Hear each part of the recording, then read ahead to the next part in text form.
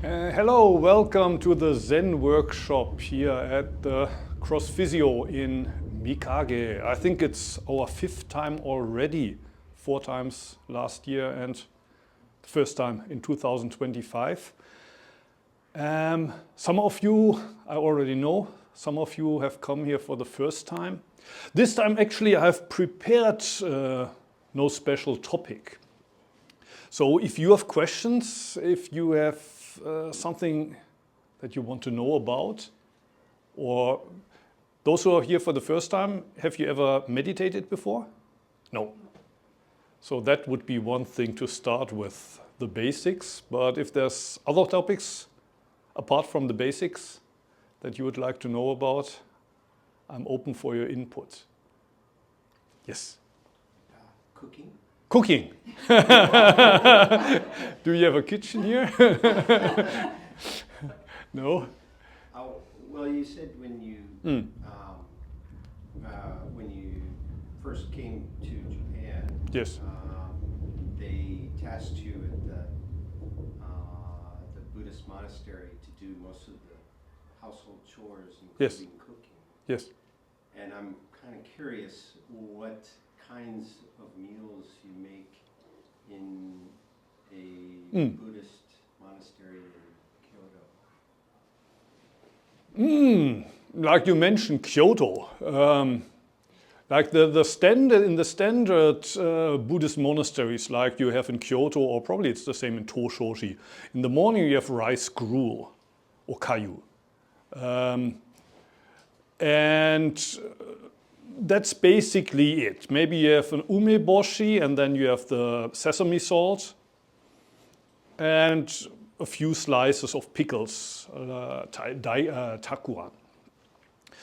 And what would you have for lunch? Depends on the monastery. Usually you have rice, you have miso shiru, and then 1 or 2 side dishes.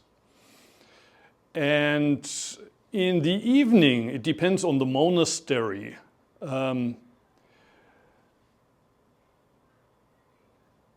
I lived for a year in Kyoto, and I think there we also had rice and miso shiru. We didn't have any side dishes most of the time. But I also lived for a year in Hoshinji, which is a Soto training monastery in Fukui.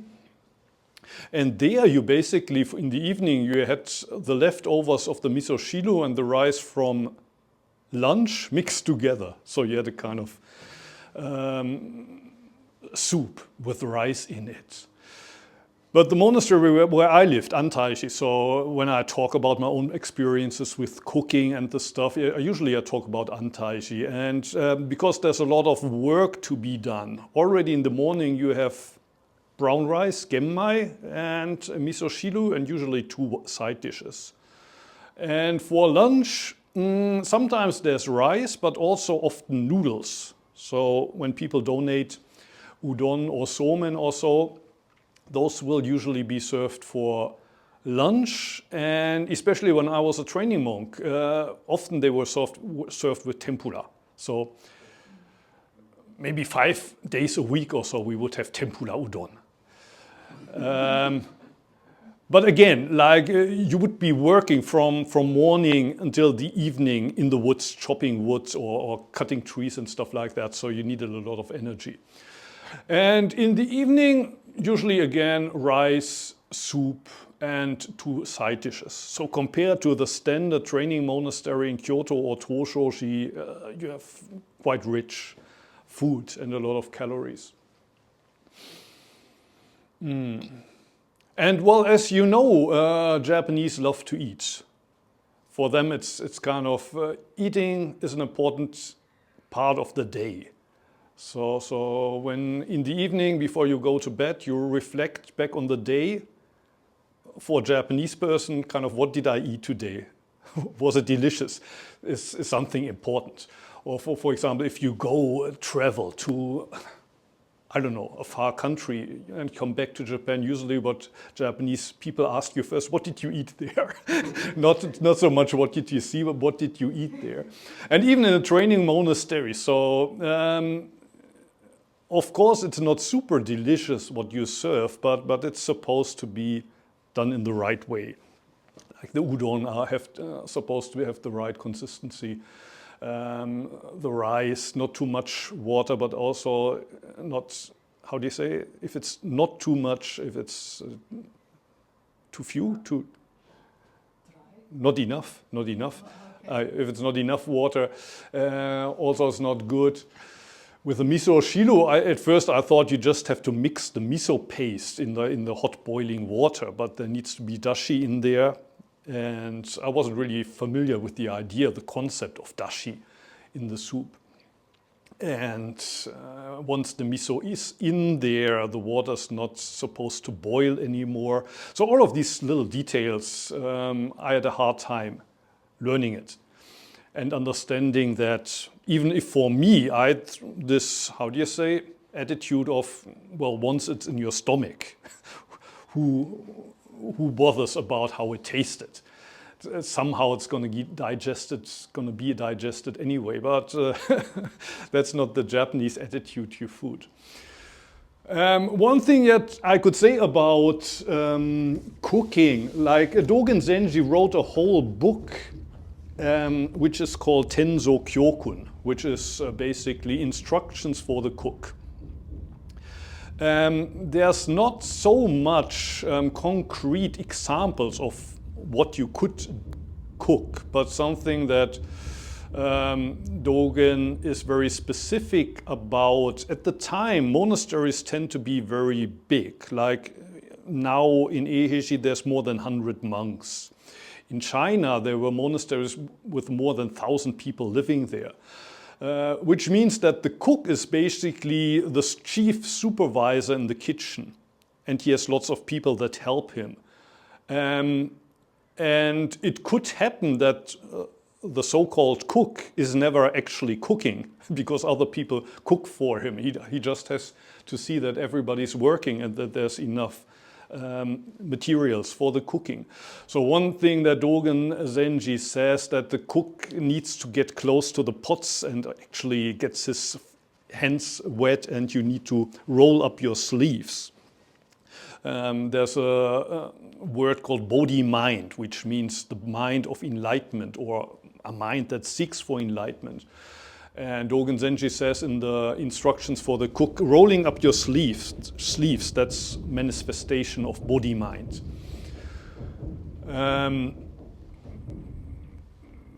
The cook should be very specific that there's enough food, but also he shouldn't serve too much. So food shouldn't go to waste, but also people shouldn't be hungry. So he also, Dogen Zenji says that, well, you have to be aware who's actually in the monastery, who's maybe on business outside, which people are sick and maybe need different food, what guests are there for lunch and so on. You should be very specific when you calculate.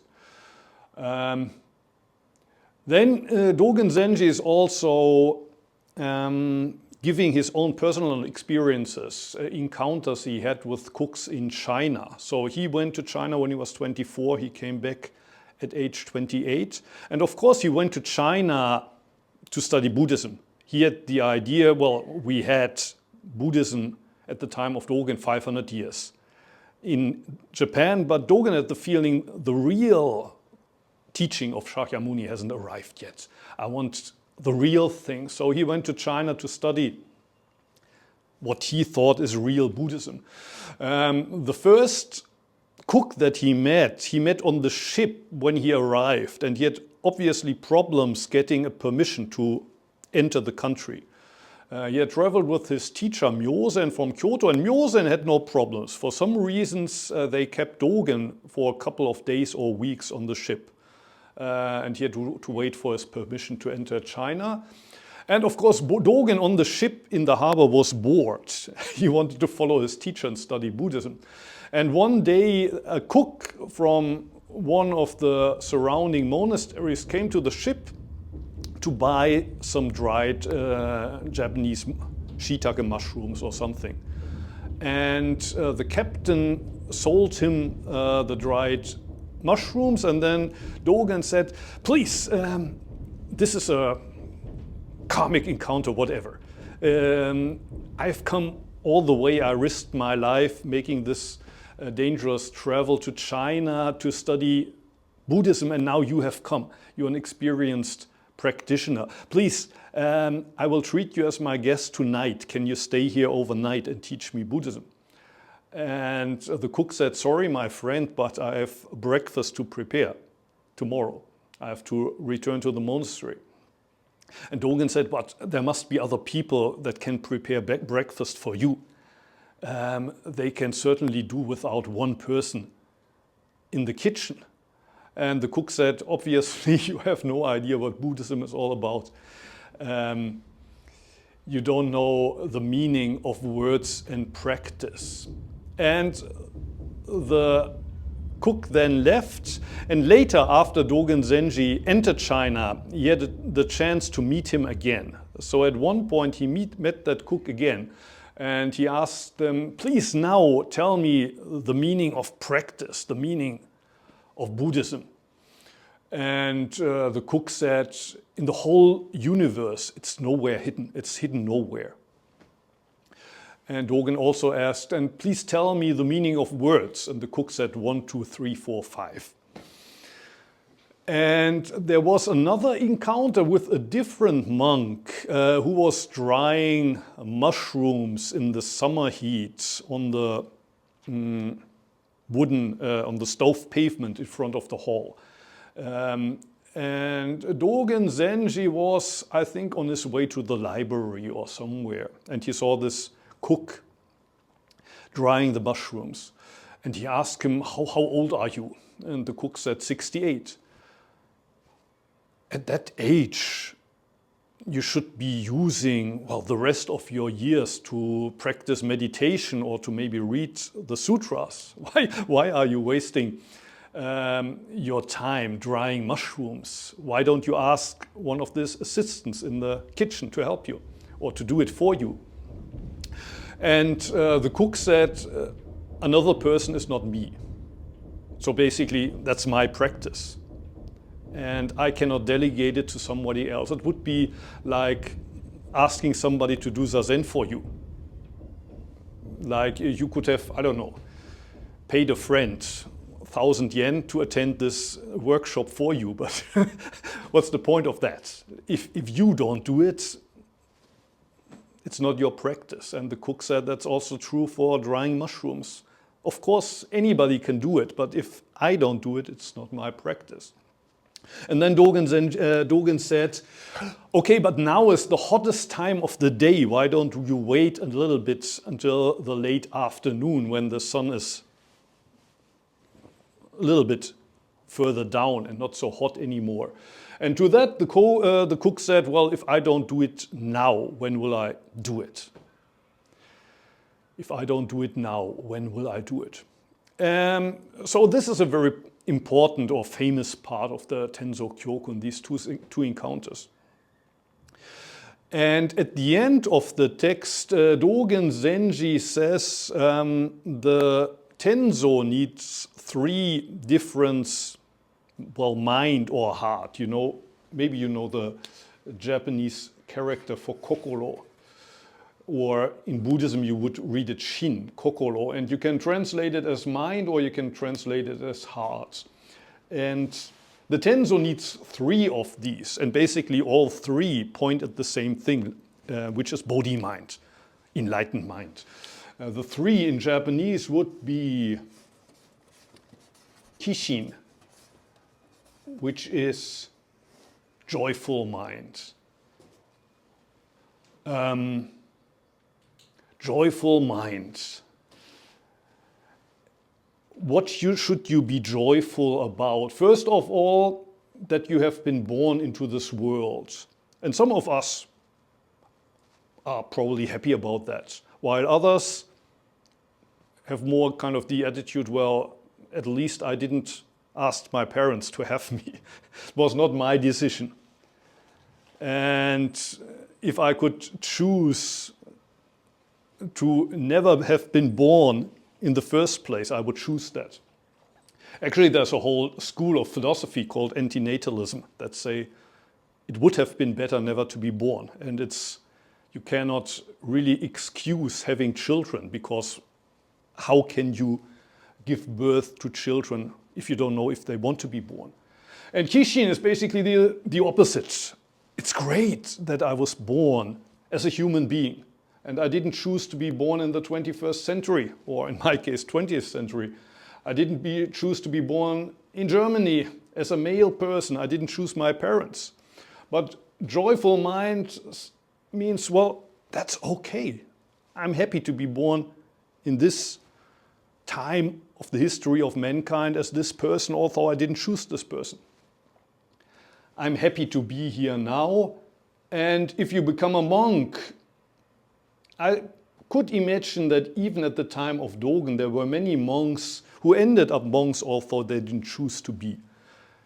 Now in Japan, it's the same, although circumstances are different. Now in Japan, the first son is supposed to take over the job from his father. So when you look at Japanese monks, 90% of them became monks because they had no other choice. They didn't choose. And at the time of Dogen, it was different, but a little bit it was also like in the case of Dogen, he had lost his parents, but he was of high birth, so they couldn't make him a farmer. But also there was no way for him to make a career at the imperial courts. So basically for him, becoming a monk was the most logical thing. And in the case of Dogen, well, he had set his mind on studying the teaching of Buddhism, but probably around him there were a lot of people that only lived as monks because that was for them the easiest way to have a roof over their head and 3 meals a day, or at the time of Dogen, 2 meals a day. And Kishin means also this, it's great that I found this way, that there was a way for me to become a monk. And now I'm standing in the kitchen. And maybe the last time I told you that I wasn't happy about that.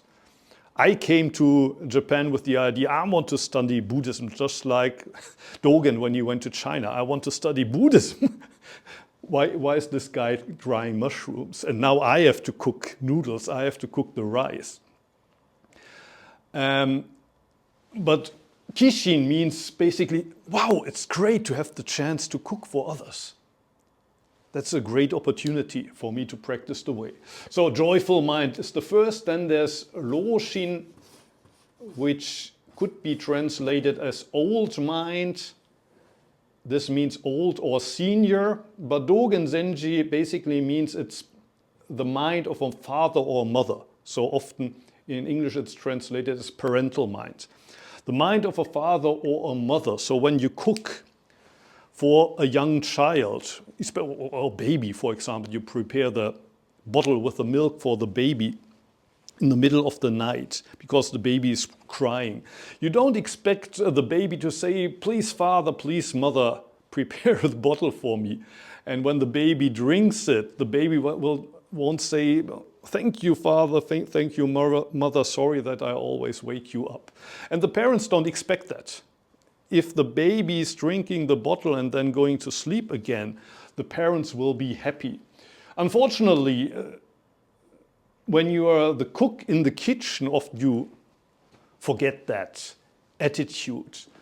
So in the case of Antaiji, you wake up 3:45 and then from 4 to 6 there's Zazen, but the cook is standing in the kitchen for these 2 hours. And especially this time of the year, it's very cold. And you would like to also be sitting in the meditation hall for these 2 hours, but okay, somebody has to cook, I cook. And the food in the monastery is eating silently. So people eat silently, and also after it's eaten, the dishes are washed and then cleaning happens. Nobody tells you, thank you. Nobody says, thank you, that was delicious today. So you need a lot of this parental mind, kind of unconditionally giving of yourself, even if nobody thanks you for what you do. and you have the feeling nobody really appreciates you. You need this kind of attitude, well, let's suppose it's my baby. I wouldn't complain if it's my baby. But, well, in real life, you're dealing with adult people, so it's a little bit difficult to have this attitude. But, well, that's Loshin, parental mind. And then the last one, Daishin, big mind, or magnanimous mind, sometimes people translate it. Dogen says it's high as a mountain and unmovable like a mountain, and it's big as the ocean. And the ocean becomes big because the ocean accepts all the rivers that flow into it. So the ocean never says, I like that river, but that river, no, the water's too dirty for me. The ocean accepts all of the rivers that makes it an ocean. The mountain doesn't complain when rain or snow falls and the wind blows. The mountain accepts all of that. So without these three minds, the cook will have a hard time in the kitchen, Dogen Zenji says.